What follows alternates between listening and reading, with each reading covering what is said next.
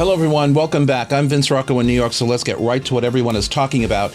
Today on the show, the concept of a 15-minute city has significant implications for real estate, as it envisions neighborhoods where residents can access work, shopping, schools, healthcare, and leisure fun within a short walk or bike ride from home. For buyers and renters, this model translates into greater convenience, livability, and lifestyle appeal, often driving demand and increasing property values in well-planned areas. For developers and investors, it emphasizes the importance of mixed-use projects, integrating residential, retail, office, and green space into compact, connected communities. In practice, though, this means walkable streets, accessible transit, and vibrant local businesses become just as important as the quality of the apartment or the townhouse itself. As more cities embrace the 15-minute framework, real estate markets are shifting to prioritize location over accessibility, over sheer square footage, reshaping what makes a property truly desirable. And on set with me today are Ante Jakic from Compass and Peter Zaitzeff from SERHANT, and they join me now to discuss. But first, let me welcome my listeners and viewers from across the United States and all around the globe. This is Talking New York Real Estate, so let's go behind the headlines and inside real estate, the state of our industry. What do you really need to know about buying or selling a home? First, it's serious business, and it's complicated. There's a lot of money on the table, and emotion too. You need an agent who knows the ropes. So, whether you're buying or selling your home, work with professionals who have a mastery of the craft.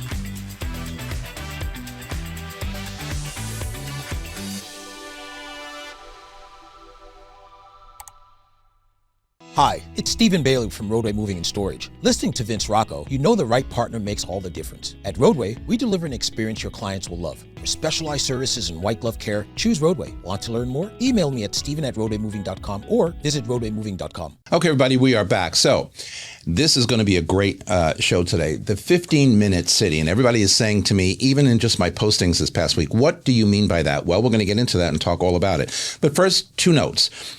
Today happens to be International Podcast Day, and Talking New York Real Estate, this show, has reached the top 5% of all podcasts around the globe. Top 5% of all podcasts. Now, that's not a new standing. That happened, I think, in July or August. But need to point that out because it is International Podcast Day. We're doing this show 11 years, every week, nonstop, and we continue to do that, and I will always continue to do that. The second thing I want to mention is my book, Lost Between Fiction and a Dream. So I've been posting, little snippets about the book in the last, couple months, and people keep saying, all right, Vince, you've been talking about this book for a year. Where is it? When is it coming? I can tell you this, because I just spent this past weekend writing tons on the book. Maybe January, we hope. Depends on what the editing situation's all about, but I'm up to chapter 12, and I actually read my epilogue last night and cried. So I'm going to leave it at that. No, cried in a good way, because it was just so, whoa. I'm going to leave it at that, and we'll get to that when it's ready. Anyway, thank you, gentlemen. Question about that? Yes, you can. For the book, have you been writing down, because I always want to do this and I've never done it, but writing down every little story that you've had throughout your career? Because we have so many, right? That is an interesting question, and I have been on and off keeping a journal since I'm probably 13 or 14 years old. Back in the day when, whoever thought about the word journal, right. It was just a little notebook, right. Whatever. Anything important in my life or any important thought that I had, I would jot down. This book is not about real estate. I think the last chapter might talk about my real estate career and certainly the podcasting aspect and my teaching of real estate. But most of the book is about, it's a novel, it's a fiction, but sort of a fiction based on reality. Yeah. I'm not owning up to it because there are things in the book, including a movie star that we're not going to talk about. So it's about, but yes, a lot of it is based on notes that I had kept through the years, things that I remember, certain things pop into your mind, when you least expect it, whatever. So it's going to be a reason why I kind of found tears last night when I was reading the epilogue. Anyway, so thank you for the question. Yeah. But yes, if it's important to you to document what you do, what we do in our industry, or just as a person, you're a dad, because somewhere down the road you might be inspired to do that. Right. And it really works. I've always wanted to do that, and I just haven't. Don't make it a process. Just put a notebook aside, and when something pops in your mind, just run to the book, jot it down. And again, don't make it a routine. Don't make it a process, because when you do that, then you feel tied to it. You feel compelled to do it. Right. And that's not going to work. That's how I did it. And we're talking many years of doing that. Yeah. I don't do it so much anymore. So much of our life is real estate and life and personal life go hand in hand. So it's sort of the same. Well, it's interesting how I'm going to tie real estate, because real estate is a major part of my life the last 20 plus years. So it's interesting how towards the end of the book, I tie real estate into it, because as we were talking about off camera before, this is the greatest people business. We meet all kinds of people in our life, in our orbit, whatever. Yeah. And so they bring so much to the table to us as individuals and take pieces of us, in return. So the dynamic of people is really interesting. And that's one of the things I think resonates with this show, because everybody's got a fascination about real estate. Everybody wants to know about real estate around the world, because it's New York City. And I think people listen to us and take a piece of us whenever they can. But anyway, moving on.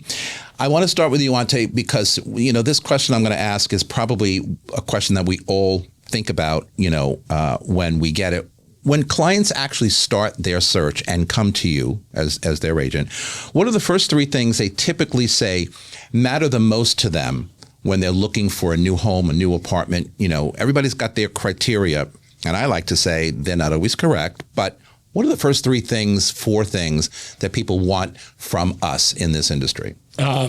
Great question. I think there's always three things people always ask, no matter what price point.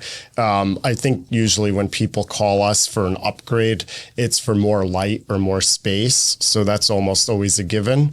And then there's really funny ones for Manhattan. It's washer, dryer, gym, and is it pet friendly? So I get those the most. It's super basic. Yeah. It doesn't matter if you're spending $1 million or $20 million. The questions are the same.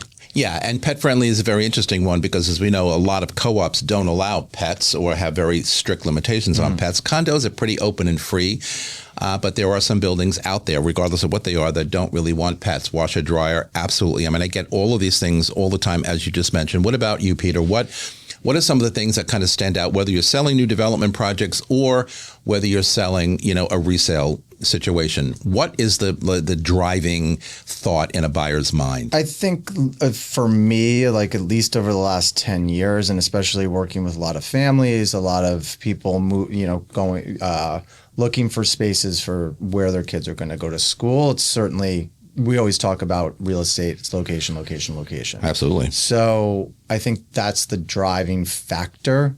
I live downtown. So for instance, my kids were at school downtown, and then there was about 50% of the population that sent their kids to the big schools, like uptown, right on the Upper East Side. But they were living downtown. I think it was 100% of those people that sent them uptown ended up moving up. Yeah, school has always been a driving force for families. Okay, always a driving force, although there have been some changes, but you're absolutely correct. Driving force.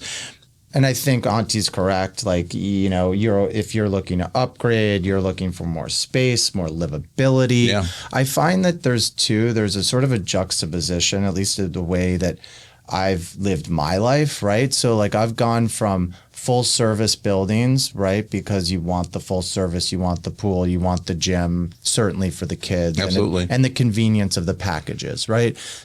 But then I'll find myself after 5 years saying you know what? I don't have any privacy here. There's doormen. There's too many things at the building. I want my life to be less complicated. So now, for instance, I live in a walk-up co-op in Tribeca, right? I moved from 565 Broome to a walk-up in Tribeca with zero amenities. Oh, love Nobody it. bothers me. Love it. You know, so it's, and then in 5 years, I might change that again because I'm looking for like a change or something different. So I think you have a lot of people will follow that same road work type. Yeah, I mean, life changes, and I say that all the time on this program, and certainly when I'm teaching as well. You know, people's requirements change as they get older, as their children get older and have different requirements, different needs, maybe different schools. They go off to college. You know, empty nesters. They come back, you know, to the city if they have moved out. So that there are a lot of different changes. I often think, though, and based on the, you know, the 15 city, you know, situation that we're talking about, the 15-minute city that we're talking about here, are clients really focused on resale value when they're first purchasing, or day-to-day lifestyle of the current place when they're buying? I try and counsel my buyers when I'm working with buyers that, you know, we all want to get a good deal. We all want to get good value today when we're buying something. But we have to keep in mind that resale is also important. If you overpay, if you don't buy the right property, if you buy in the wrong neighborhood, whatever wrong means, you know, maybe you're not going to maximize that value going forward. But I'm getting a sense today that people are not really kind of focusing on the resale value of stuff in the future, but they're thinking more about their current lifestyle. You touched on it, Peter, with schools. Okay, that's family, but there are so many other segments of buyers in this town. Ante, what do you think when you're working with buyers and you're showing them very high-end properties, what you do, you know, average properties, you know, as you do? Are they thinking about resale in the future, or are they really thinking about, you know what, this is suiting my life today. This is what I want today. So this is what I have to have today. I would say it's a really hard question to answer because it depends on the buyer. I feel like the buyer living in the apartment cares about their lifestyle right now and if they have to do work or not. So that's their priority. If they don't have to do work, they're just happy that they don't have to do work, and that feels like value. Time, it's easier. So they don't really think about resale. But, you know, as a broker, you have to tell them like, hey, this is a great property. It could sell in any market, even during 2020. And not all properties, you know, go up in value. Some depreciate, right? So, well, there's always that ceiling. I mean, if things start out super high, or what I say, already hit the ceiling, how much more can you grow? We're talking about the lower end, you know, studio, one bedrooms. You can only, you There's know, only an incremental cost that, or appreciation to that asset that can go up. If I can answer that question. I find it's 50-50, and it's always been 50-50 for me. It's of course the client has to love the apartment. They want to have to live there. But I've always advised my clients that this is also one of the biggest investments you're going to make, and you want to make, everybody wants to make money. Nobody wants to lose money. No. So you have to look at it as an 50% analytic and 50% your home that you're going to love and cherish. And as long as I feel like you love and cherish and there's beauty in your home, the asset will mature as an investment because you're buying a beautiful place. I often, like, when I was first starting out, I wanted to just sell. I wanted to be a good broker. But I was more, you know, not more hungry, but I just wanted to get the deal done, right? Transactional a little bit more. But now it's like, I will never advise my client to buy something that I would not live in. Oh, personally. Taking my words right out of my mouth. I say that every day. Yeah. I think it comes with time in the business. It's true. It's true. If I'm not going to live someplace, I'm going to tell my customer, you know what? I wouldn't live here. I wouldn't live here. And don't buy it. And don't buy. Well, I would assume that they realize that they should not buy it if I say I'm not going to live there. And I'm not, you know, that hard and fast. I mean, if it's something that's not going to work for me, it's not going to work for you. Right. If I get to know you from a relationship perspective, which I think this business is all about, and I suspect that both of you have great relationships during, transactions with your customers, and certainly afterwards, because that is what sustains our business and gives us our referrals. Because as I say all the time, if people don't like you or like working with you, they're certainly not going to, even though you complete a transaction and a deal, they're not going to want to refer you to their loved ones, to their friends, to their family, because, I got through a deal, but it was not easy or it was not fun, so I'm not going to, give you that same person because it ain't going to be pretty. No. And I think that's very important. But one of the other things that comes to my mind in this whole, 15-minute concept is, post-COVID, post-2020, now lots of people work from home. When people are out there buying today, are they looking for a situation where they're going to work from home, so they want lots of things around them, or they still say, I don't really care. I have to go to the office every day, so commuting is fine for me as long as I'm closer to a train? Is that still something that people, my opinion is people really haven't changed much from the work at home syndrome that we got into post-COVID. What are your thoughts on that? I personally think that people still are looking for like ease of transportation, right? They still want to be able to go uptown and downtown. If you're on the subway within 15, 20 minutes, they still are looking for that, even if they're working from home, because you live in the city not just to work in the city. You live here for the social aspect, for the diversity, for the you could say quality of life or lack thereof, because the city's a brutal place at sometimes. But I like getting to this 15 minutes of, what is it, 15 minutes of walk? 15-minute city. 15-minute city. Everything needs to be within 15 minutes of your lifestyle and where you live. Right. And so when the city was really made into the grid system, it was 1811, right? Correct. The Planning Commission. They made it so that it was convenient, it was orderly, and it was beautiful, right? And so we have been fortunate, I think, to always live in this 15-minute city. And very true. If you look at places like within the city that have like tried to do it even more, I find those places are unauthentic. The most authentic place that I feel in the city that has kept true to that 15 minutes is the West Village, right? Because you had Jane Jacobs that fought so hard for the downzoning. You can't build big buildings there. It's kept that same mentality that you had at the turn of the 18th century, right? Whereas everywhere else, you're looking at other things like, can I say what I don't love? Like Essex Crossing has tried to do the 15 minutes, right? And you also certainly have Hudson Yards, but it's manufactured neighborhoods that don't resonate with a New Yorker that has been here for the better part of their life. I couldn't agree with you more, but it's very true. And to put a cap on all of that, the West Village, in my opinion, between there and Tribeca and a little bit of Soho. I don't like all the commercial aspect of Soho. Right. Very, very walkable, and which we'll get to after the break. Very convenient. Yeah. Very, people-oriented or amenity-oriented outside of your home, outside of your building. So to agree, and I do, with what you said about the Village, absolutely. Those other locations, they're wonderful, they're beautiful. There's a lot to be offered to, but I find that people who are buying there are not New Yorkers, or not people who live here full time. They're more pied-à-terre buyers, and that's fine because they're beautiful areas and they're beautiful buildings, but not necessarily for that typical New Yorker. We have to take a quick break. We're coming right back. Talking New York Real Estate is just getting underway on this very busy day. We will be right back. I'm Brian Scott Cohen, one of the top loan originators in the country and the #1 mortgage originator at Guaranteed Rate Infinity. Guaranteed Rate Infinity arguably has the most advanced tech in the industry. Our completely digital loan process makes it easy and efficient for homeowners, from a 15-minute pre-approval to the digital application and through closing. My team and I would love to help you get into the home of your dreams.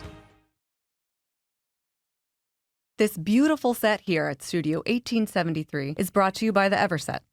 The Everset provides full-service staging and furniture rental solutions in the New York area. For more information, please visit us at staging.theeverset.com or email us at staging@theeverset.com to request a free proposal. Okay, we are back, continuing our 15-minute city conversation with Peter and Ante. So, how much influence do people put, we talk about a bunch of things before the break, on nearby shops, on cafes, on gyms, on restaurants, again, keeping it to a 15-minute lifestyle when you're home, not working, or even during the day if you're working from home and you need to run out and do that quick errand. Are people focusing on what I call them the amenities are in the neighborhoods, great restaurants, gyms close by, nail salons, whatever it may be, right? Are people focusing on that today more than they ever have before in pursuit of a very quick and easy lifestyle as we New Yorkers prefer? We're also foot soldiers. We also jump on the train when we need to and go here, there, and all over the place. That's the beauty of living in a city like New York. But when we're home sometimes, off hours, we want to have the convenience of everything right outside of our door. I know wherever I've lived in this town through the years, and I've lived in several neighborhoods, I've always wanted to, even before this 15-minute city concept really started resonating, I've always wanted to live where in my off hours I can walk out the door and have everything and anything, a wine store, cleaners, whatever, right outside my door. Is that resonating today with people? Do they think about this? Or is it still about, as Ante said at the beginning of the show, light, more space as they're upgrading and wanting different things? Or are they kind of sacrificing that for stuff that makes it more convenient? Yeah, I certainly think so. Like I've always loved when living here that I can walk out my door and I can go to my coffee shop within 30 seconds. I can have the best food in the world. Anywhere. I can get it delivered. Where you live, yes. Yeah, Sure. I can get it delivered. I can go out if I want to. I can go to the best bars and restaurants in the world. And I think especially after COVID, there's a big emphasis because we had a really traumatic event that happened to all of us. And after that, like health and wellness have certainly played a lot more into that. So having access to Hudson River Park, which I think the city is actually, I don't agree with a lot of the things the city does, but the Hudson River Park has been a complete transformation from when I first started here. And the only thing that was there was Chelsea Piers. And now it's a beautiful place to go. You can't even move at 6 o'clock running on the Hudson River. 6 a.m. or 6 p.m.? 6 p.m. I run at night. So I run 6, everybody has 7. Their choices. Yeah. 6 is, I'm not a morning person. But there's certainly an aspect of health and wellness, being close to a gym or having a gym in your building. The biggest amenities that we want to do in buildings, or at least I want to do or advise my developers to do, are steam, sauna, cold plunges are huge. Cold plunges, yeah.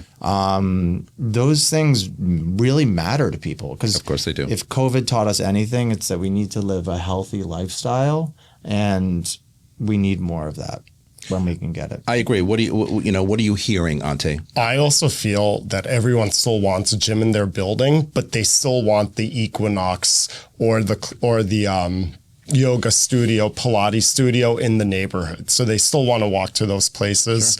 I think the restaurants do matter. Fortunately, in the last 2 years in New York post-COVID, I feel like our restaurant scene is on fire. There's so many new amazing places to go to. One other thing that people care about, back to health and wellness, are like the IV drip places.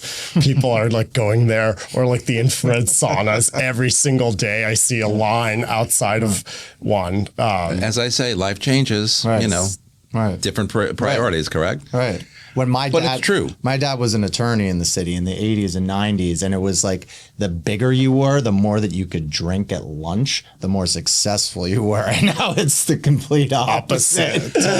I was in corporate America in those days, and that is such an absolute perfect description. The bigger you were, whatever, you can have more the richer cocktails you at were. lunch. Yeah. And you come back to the office and your manager would say, boy, your customers had a great lunch today, huh? Really? How many martinis did you have today? Yeah. Well, it doesn't matter. But it's true. That was a different time. Let's talk a little bit about new developments in the same scenario. So our new developments with all these built-in amenities, as Ante said, people still want gyms in the building, but yet they're really looking for that outside gym that they can walk to and maybe see more people. But do they really prefer, buildings that are brand new? And I sold years and years of new developments where everybody had to have a gym, everybody wanted a rooftop, and on and on and on. They still do. They still do. Of course, they absolutely still do. But is that something you're seeing, Peter, in new developments more than, say, on the resale side? And what about, as far as new developments are concerned, are they looking more in established neighborhoods or, as we talked about before, some brand new neighborhoods that have the same amenities in the building? So we have such a limited amount of space in New York City. Absolutely. And so people, not by choice, but they've had to look outside, where areas that are not necessarily the most established. Like to live in the West Village, we talked about that earlier. You're going to have to pay $4, $5, $6. Just sold a place for $10,000 a foot. You look at 80 Clarkson, which is selling for $6,000, $7,000 a foot.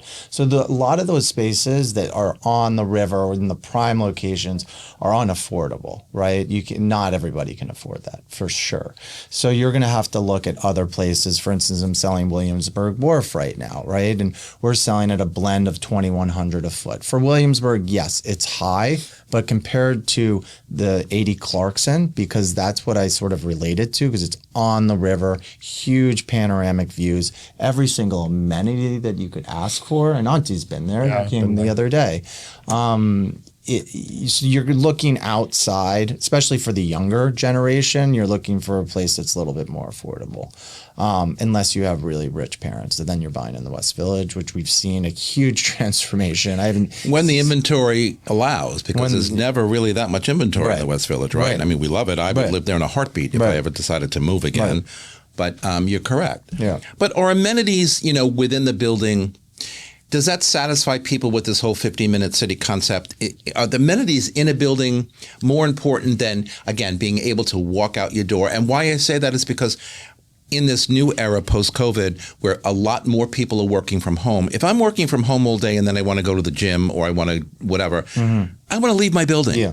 I don't want to stay in the building. And it's really interesting because Ante, and I agree with what he said, people are still looking for that rooftop in the building, for that gym in the building, for the children's playroom in the building. Or, Garage. Sorry, not the allowed to say garage that. is a new one. A garage. Correct. That one I've been asked for a lot more recently. But here's my thing, and I've sold new developments for many years. As I'm in the building selling, okay, and people are closing and in there, no one's ever in the gym, no one's ever on the rooftop, no one's ever out on the balcony, no one's ever anywhere. Right. So I have to have. Right. Okay, where you going? Right. So that proves to me that yes, people have to have it, and I kind of confirm it with my buyers. Okay, that's great for resale. Right. Perfect. I agree with you. Right.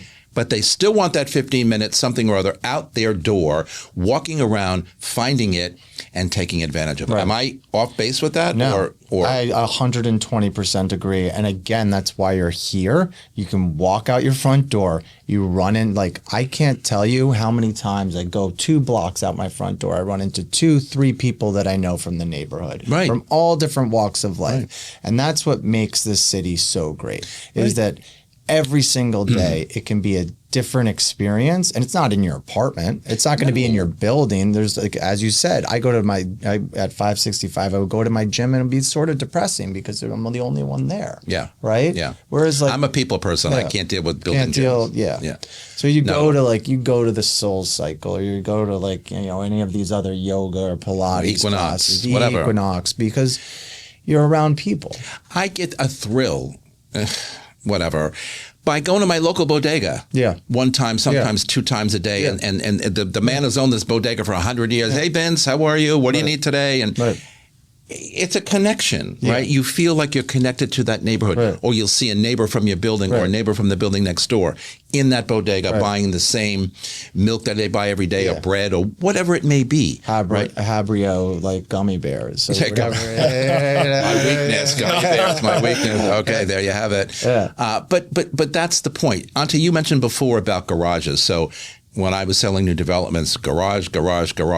But when we're looking at how we want to live or how we do live in New York City these days, is commuting more of an option, or is parking in a garage that is either in your building or close to you more important? And I know he drives every day, but what is the norm out there? I think post-COVID, everyone has a weekend house.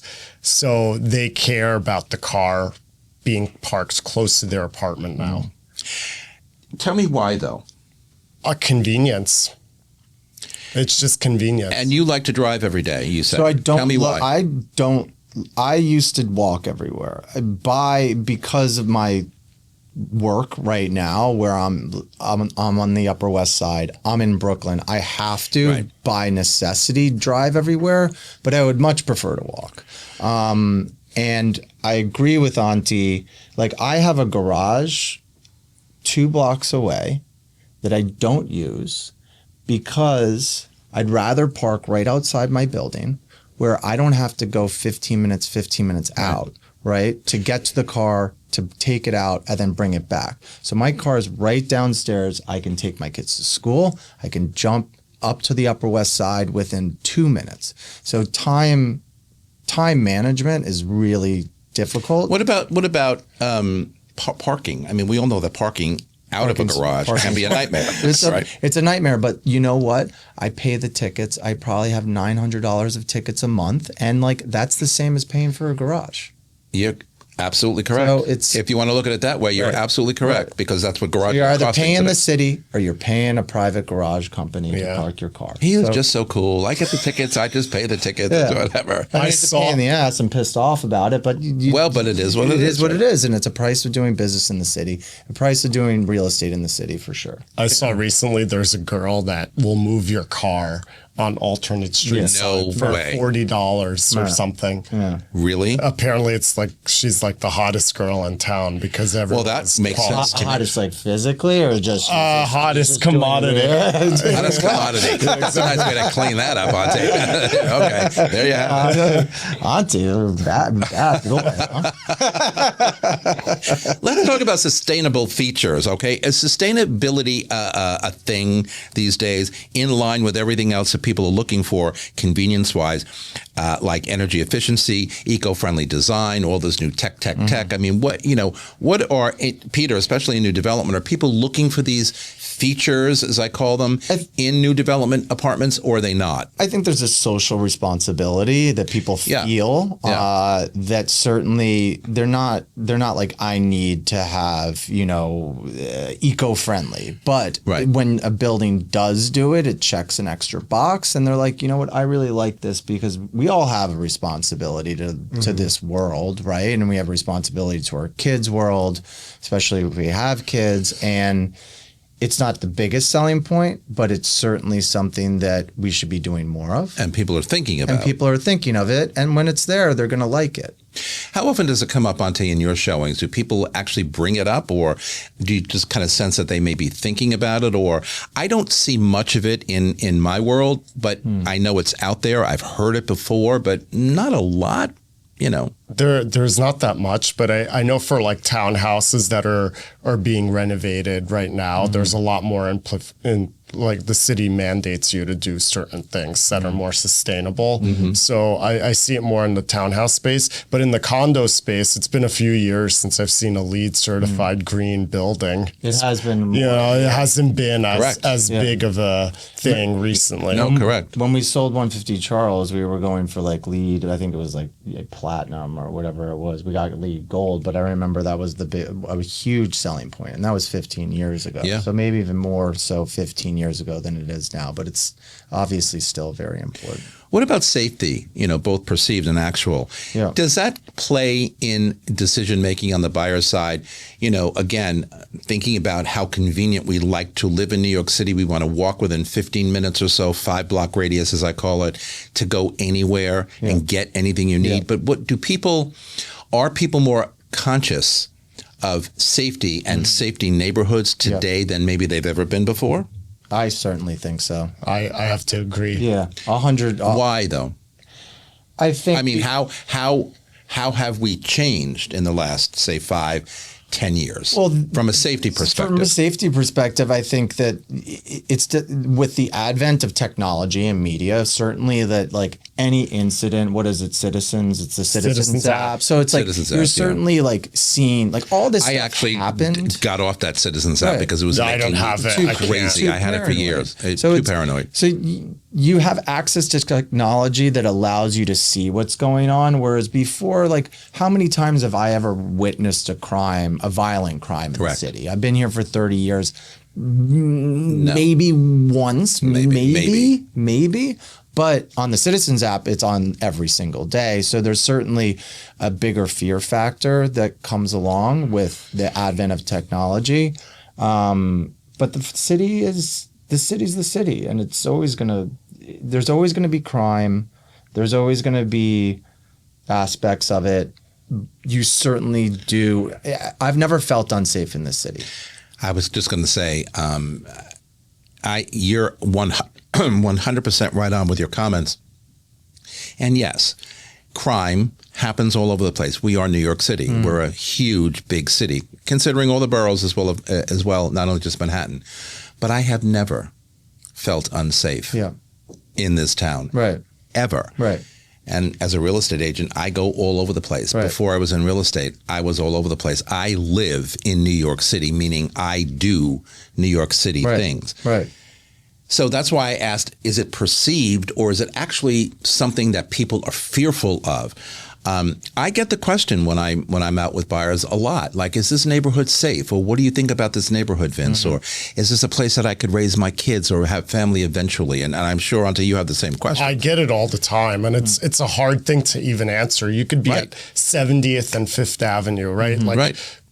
Safest or best part of the city, and something bad could happen. Right. So it's not really a location thing. It's just like wrong place at the wrong time kind of situation. And having a doorman, I don't know if that makes your building more safe, even though people think it does. Again, that's the perceived or the perception of, especially of younger people or, parents buying for children, especially for their daughters. I mean, I've heard this for years. I would like my child to be I use the word loosely, in a doorman building because I feel it's more safe. Yeah. I've lived in a doorman building for 30 years that I'm living in New York City, and if someone wants to get past the doorman, it's not that hard. It's not that hard. It's not that hard. I would say that if you look at the track record of buildings that have sold in the last 10 years, buildings with porte-cochere, which I think is an element that adds an extreme amount of safety because you're not going off the wall right into a building. Correct. Those buildings sell incredibly well. Whether it's 220,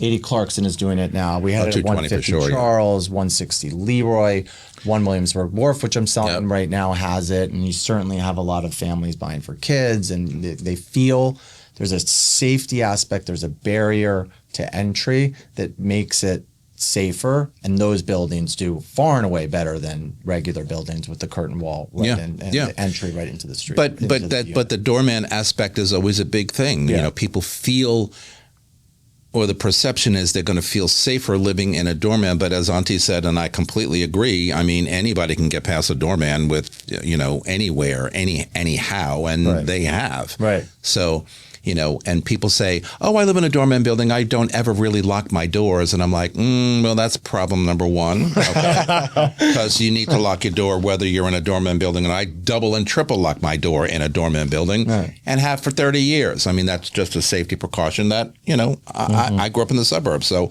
I know it's important to lock the door.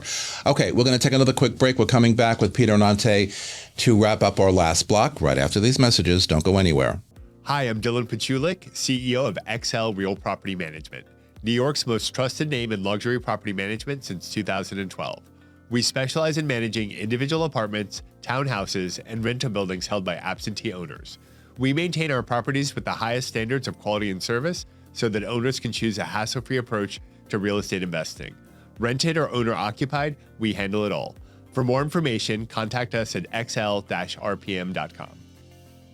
Okay, so in our conversation or pursuit of, this 15-minute, city living aspect, we talk about amenities, and we've talked about it throughout the show here and what people like outside of their apartments, et cetera, et cetera. But again, I go back to Ante when he mentioned before, a little more space, a little more light. So are we saying typically, the typical buyer, not everybody because buyers are all different, that square footage and layout doesn't necessarily make a difference anymore because people are more focused on what they can do outside of their home? Again, post-COVID, when a lot of people are still locked in their home, working from home. So is square footage not important anymore? Is light not important anymore? Is layout not important anymore? Or just not as important? No, I think that they're still very, very important. I think so too. And the livability of homes. And I think especially as it relates to new development, because I basically started my career in new development, the layouts have gotten smaller. Bedrooms have gotten smaller and smaller. Absolutely. And no closet space. You need to have 4 beds with 4.5 baths, which is like completely ridiculous because what are you doing with 4.5 baths in this apartment?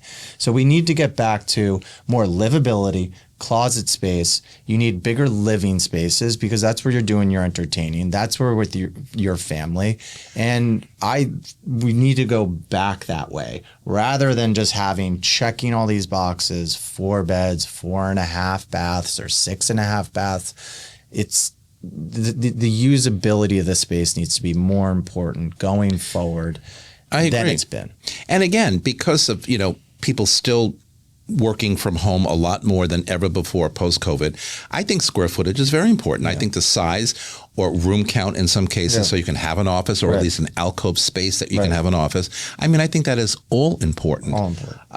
So not to diminish, what goes on in the apartment. Yes, it's about the amenities outside. Yes, it's about the walkability and the commuting and all that stuff. Very, very important. I think more with the younger generation than it ever was with an older generation in this town, at least in all the years that I'm selling. But what are your thoughts, Ante, on square footage? I mean, when you're out there with your customers, are they really looking for that extra space? Do they really want that extra footage? Obviously, everybody in New York wants a lot of light because we're light challenged in the way buildings are built and butt up right up against each other. You don't always have a lot of light, especially on Broad Street. Yeah, I think the square I think the square footage means less than the layout. So if the layout is gracious and feels good, and there's not a lot of hallway space, that may another one who's more. reading my mind because I couldn't agree with that anymore. I mean, sometimes you get an apartment that's like 4,000 square feet, but 2,000 might be hallway space. Is livable. So it actually may feel smaller than the person's old apartment. So layout is so important. And because it's challenging for new developments in Manhattan with limited land, the layouts have gotten smaller, not by choice, but they were forced to. So I always say, especially when I'm teaching, and I forgot the course I talk about it most, probably due diligence when I'm teaching real estate. I'm always amazed, and I always say I want to shoot the person who came up with square footage in this town because everything in this town is based on square footage.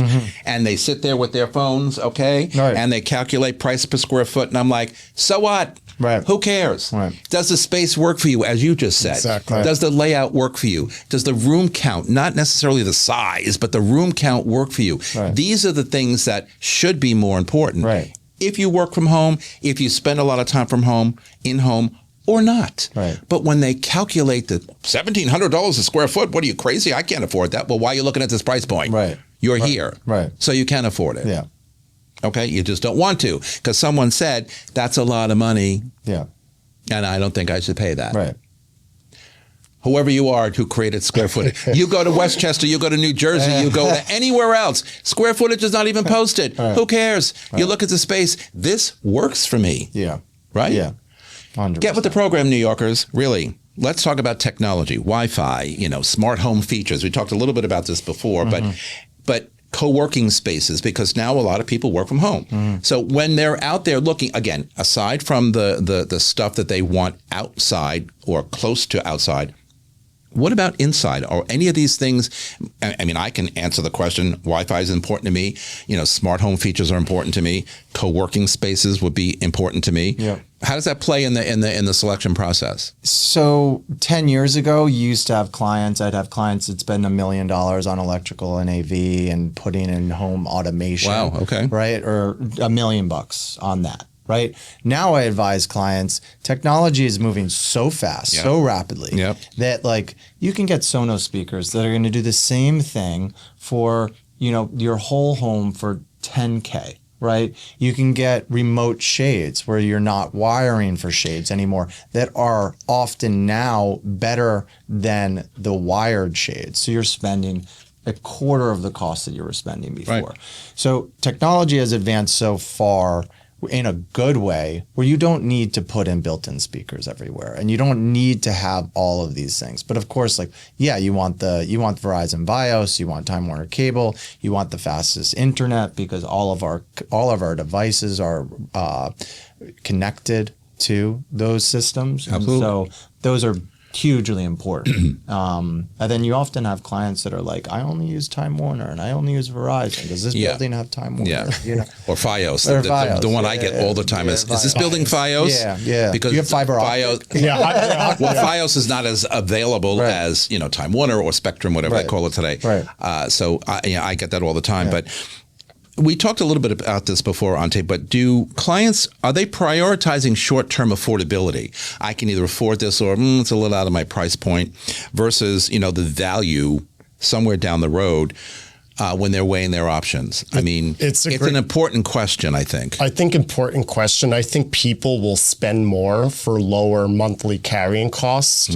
Our carrying costs in Manhattan have just gone to the next level.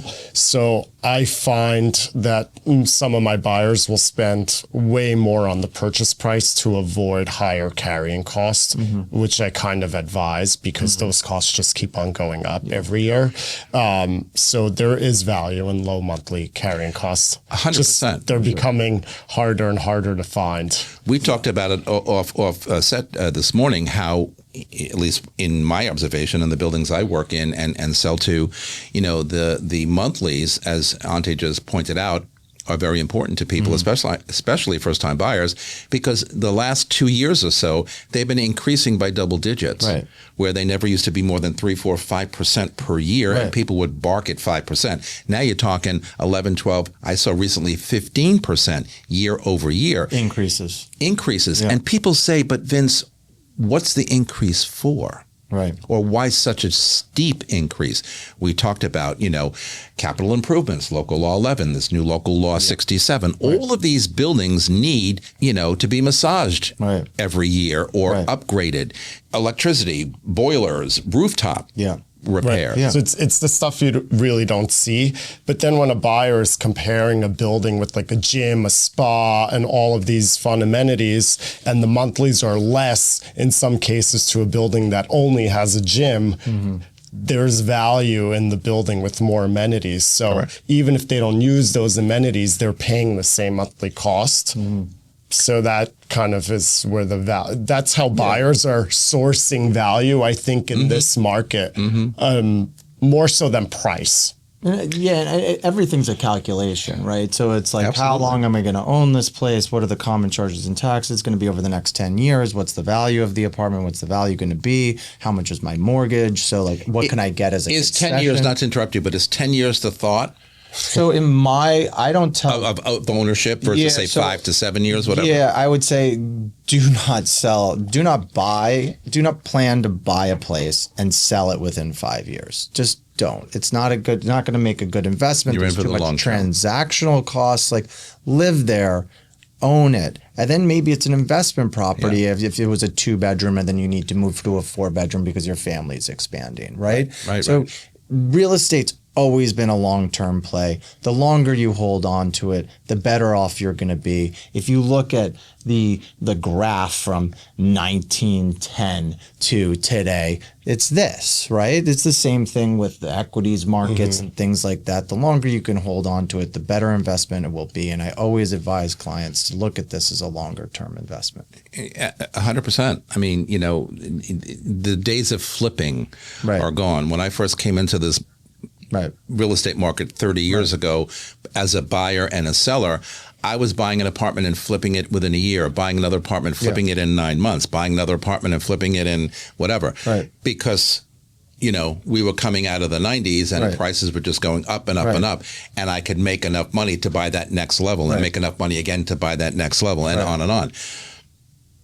Unfortunately, we don't have that growth, significant growth as we did back in the 80s and early 2000s. Valuable for sure. You're, in my opinion, never really going to lose your investment dollars when you purchase here in New York. But during those days, that step up was significant. And, when I could say back in the day, in the late 90s, I just made $150,000 on my apartment. Oh, my God. But now it's still a good profit, but 30 years ago, it was unbelievable. Astronomical. And now you have the mansion tax increases that we have, the city-state transfer taxes. There's a lot more that has gone into a transaction than there was 15, 20 years ago. Especially on the new development side, the developers through the years, in my experience, passed all of those closing costs on to the buyer. Now a lot of it has been negotiable because the market has changed from a new development perspective. Still hot and still great, but the negotiability has become a little better. When I first started selling new developments, the purchase price was the purchase price, the closing costs were the closing costs. The developers showed up at the closing table, collected checks, never wrote a check. So things have changed. So go and buy new development because they're really still a good deal. And to that point, I was just looking at studies for new developments right now. I think there's around 4,000 available units on the market right now in new development. The pipeline from now to 2027 is around 1,900 units that is planned to be built. So that puts it right around 6,000 units. Wow, okay, so the next 2 years, another 1,900? We are selling a little bit over 600 units a quarter for new development. By the time 2027 comes around, the inventory is going to be at like 1,500 units. That's interesting. Yeah. So there's nothing coming. So you need to, you sort of need to buy now. There's nothing coming. We're going to have a huge shortage. Yeah. Well, a good point. Yeah. We talked a little bit before about families and how they place priorities on schools. Is that still a hot button with families looking to buy in a neighborhood where their kid can go to school? And the reason I ask that is because in this new world of all these car services and Ubers and Lyfts and whatever else, I mean, I don't live too far from an elementary school. And when I'm leaving in the morning, usually early, I see so many Uber cars dropping elementary school kids off at this school. And I'm like, wow. Yeah. Okay. I guess it's better than putting whatever age they are on a subway in the morning. I would not want that as a parent. Yeah. But who knows where these people live? I'm on the Upper West Side. They could be coming from downtown. They can be coming from anywhere. So is it still a hot button? They're within 5 blocks of where their kids are going. I agree. And they don't want to go further than 10 blocks. Yeah. And they don't want to take the time to walk their kids to school. They don't. I recently had this conversation and the lady was I see a lot of that too. That's going to be 27 minutes in the morning versus our 12 minutes now. Can't we just pay more and be within 12 minutes? Isn't that something? Isn't that amazing to have that kind of conversation? Right. And that's what I was getting at earlier. What are people really talking about? That's a perfect point, right? Another 10 extra minutes is interrupting my schedule. I can't do that. Well, it's a little disturbing when it comes to kids and not dropping your kids off at school. I mean, I make it a point when... I would go out of my way to hold their hand and walk them down the street and take them to school. That's just me. Kid from school, I had to take him to the doctor. Then he was at the ER. I need to be, as a parent... in the city, my kids are everything. Of course. They're for anybody. Family is everything, and then real estate. We were to my parents when I was growing up. Yeah. It's come on. Yeah. That should not change. That should not change. Sadly, I think the way people are driven in this town, other priorities become important, and the children are not. So to hear that, Peter, is near and dear to my heart. I don't have kids, but that's near and dear to my heart. All right, in the few more minutes that we have to kind of wrap up this block and to talk about the 15-minute lifestyle or that concept, yes, we all like stuff in our homes. We like space. We like the floor plan. If we can get light in this town, that's a wonderful thing. I have light in half my apartment. I don't have light in the other half of my apartment. But you know what? You do with what you got. Right. And so when I want light, I go and sit in that room versus, the other room. But there's also a lot of trade-offs and compromises. And when people are out there looking at the availability or the options that we as agents present to them, I ask the question again, are they more willing to make space and budget and location secondary to outside activities where they could walk, where they can drive closer, where they can have something to delivered? Delivery in this town is enormous. Yeah. Okay. You call for food delivery, you call for anything delivered, it's in your home within 20 minutes or sometimes less. Right.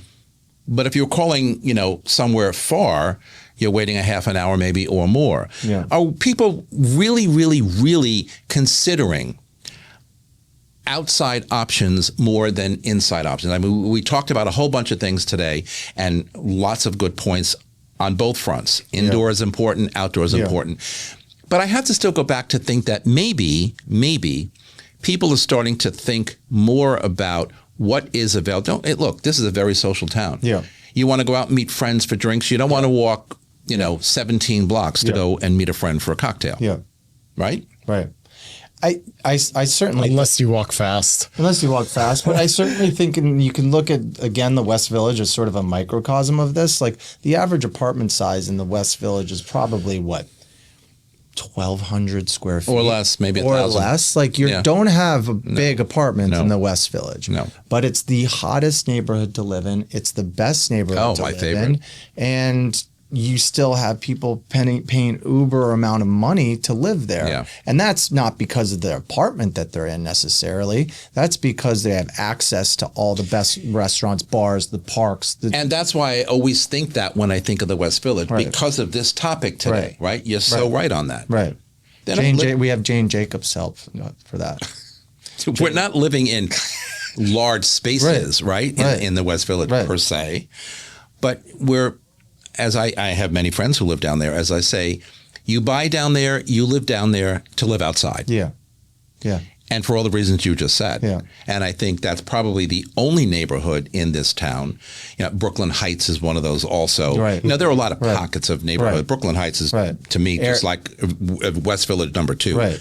Areas of Tribeca you can certainly find. Tribeca is unbelievable. Right. And yes, but I remember Tribeca back in the day, and I'm older than you, when there was nothing in Tribeca. And I wanted to live in Tribeca 30 years ago, and people would say, why? Yeah. There's nothing there. I think you had the Odeon 30 years ago. The Odeon. Yeah, the Odeon was there. Yes. And Bubby's was there. Yeah. But because I was looking to buy something right on Hudson. Oh, what a mistake that was. I should have. Anyway, but I said, there's nothing. And I was thinking about the 15-minute rule then because I came from the suburbs. I grew up in the suburbs. And so there you get in the car and you drive everywhere. Right. To the grocery store, to the gym, to the whatever, to school. Now I'm in the city. I don't want to take any transportation. I want to walk. Right. So Tribeca in those days was perfect. And so was the West Village. Right. What about City Bike? No. We talked about City Bike app during one of the breaks. Let me just go off on City Bike. Yeah. You said you can get hit by a City Bike very easily, and yes, you can. People walk into you, they step on your shoes, they got TikTok in your face because they're scrolling their phone. Right. You're walking on the streets of Manhattan. Right. Pay attention. Right. City Bike, no. I don't like City Bike. I don't use City Bike. I would love to protest and get them off the streets. I hate city My bike. opinion. I mean, if you're going to bike, buy your own bike and then bike in the Thank city. you. Right? And bike in the park, not on the roads. And also the city, again, getting back to the way that it was set up, the grid system, it was like, I'd love it to be Amsterdam, but we're not freaking Amsterdam, right? It's not a windy street. The city that wants to be everything. Right. We're not Amsterdam. That way. No. And the bike lanes have affected traffic. They've affected, because now you have the bike lane, you have traffic where all UPS and FedEx will park, and then you have one line open to cars. So the congestion that we've have in the city is insane. Congestion pricing helped for 1 week. 1 week. Oh, this man got my head today. Oh my God. It sucks. And now I pay $100 a week, whatever. It's a cost of doing business, but at the same time, it did absolutely nothing. And we're just paying more money so that what? We can have City Bike? That like, how much is Citibank making from City Bike? Like, get lost. They need to get lost. You know, it's really interesting, and I hate to have to say this, but yesterday I'm in a cab racing somewhere, and out of nowhere, and I don't even know where this bike came from, like this, right in front of the cab, he slammed on the brakes. I went into the plastic, boom, and I looked, and it was a city biker, and he starts cursing and wanted to get out. I said, don't get out of the car. Just let him go. You ain't going to catch him anyway. Right. Okay? Why? My final thoughts right after this message. Hey, it's Stephen Bailey from Roadway Moving and Storage. Listening to Vince Rocco, you hear a lot about how crucial it is to have the right partners in this industry. At Roadway, we don't just move your clients, we give them an experience they'll love. Specialized services to our white glove treatment, it's all about making sure your clients feel taken care of every step of the way. And if you're looking for a rewarding referral program, reach out to me at steven@roadwaymoving.com or visit roadwaymoving.com. Okay, we are back with my final thoughts. So, the 15-minute city isn't just an urban planning buzzword. It's a powerful lens for rethinking how we live, how we work, and invest in property. For buyers and renters, it redefines location by putting lifestyle, convenience, and connectivity at the center of the decision-making process. For sellers, it's a chance to highlight neighborhood amenities and the value of proximity as key selling points. And for developers, it signals a demand for mixed-use, human-centered communities that balance residential, retail, and green space. While challenges like affordability and gentrification remain, the overall movement points towards a future where real estate is measured not only by square footage or finishes, but by how seamlessly a home fits into a complete and connected and sustainable neighborhood experience and lifestyle. And that's our broadcast for today. Thanks to my guests for being here on set with me. You can follow me on Facebook, on Threads, Instagram, LinkedIn, Blue Sky, Substack, or TikTok at Vince Rocco. And Elton John and Bernie Taupin always say, always remember how wonderful life is while you are in this world. And from all of us here at Talking New York Real Estate and the More Network to all of you all around the globe, thanks for spending a part of your day with us. I am grateful. Keep thinking the good thoughts, and I will see you next time. Goodbye, everybody.